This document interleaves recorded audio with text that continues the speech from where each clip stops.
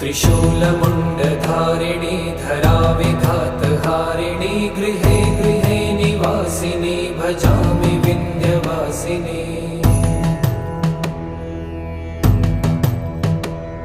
दरिद्रदुःखहारिणी सदा विभूतिकारिणी वियोगशोकहारिणी भजामि विन्ध्यवासिनी।